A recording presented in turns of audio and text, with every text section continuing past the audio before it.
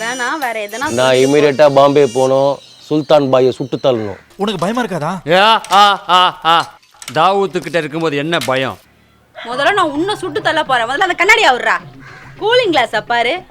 எங்க காணன்னு தேடிட்டு இருக்காங்க அம்மா. அங்க நீ அந்த அம்மாவுக்கு கண்ணாடி எடுத்து போட்டுட்டு இருக்க. இது அம்மா கண்ணாடி இல்ல, இது ஒரு பெரிய டானோடைய கண்ணாடி. டானோட கண்ணாடி. டானுங்கெல்லாம் தலையில தண்ணி தெளிச்சு இப்படிதான் படிய வாரிட்டு கருப்பு கண்ணாடி போட்டுக்கிட்டு கருப்பு டிஷர்ட் கருப்பு பேண்ட் கருப்பு ஷூ போட்டுக்கிட்டு திரும்பி நின்று பேசுவோம்டா நாங்க. திரும்பி நின்று பேசுவானா? கண்ணாடி ஆவுறா.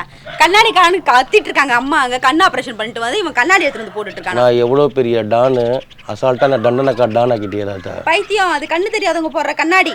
பாவியலா, இப்படி தாண்டா அசிங்கப்படுறதுனா வாழ்க்கையில. அது எங்களுக்கு தேவையில்லாதது.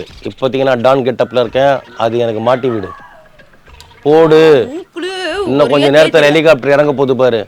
எதுக்கு உன்னை போட்டு தள்ளவா? கிடையாது.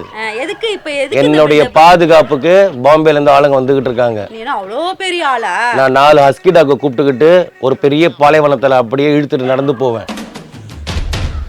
என்னடி எங்கேயாச்சும் அடிபட்டு மிதிப்பட்டு உத வாங்கிட்டு தான் நீ வரப்போற. அதை அப்பதான் நீ திருந்துவ. இதை போட்டாதான் அந்த லுக்கே கிடைக்கும். அதெல்லாம் கிடையாது. லைன்ஸ் கிளப்ல ஃப்ரீயா கொடுத்த கண்ணாடி தானே இது. ஆமா, அது அவங்களுக்கு கொடுத்தாங்க. ஆமா, அதை நான் சுட்டுட்டு வந்துட்டேன். கண்ணு தெரியுதா? ஏன்னா டான் கெட்டப்.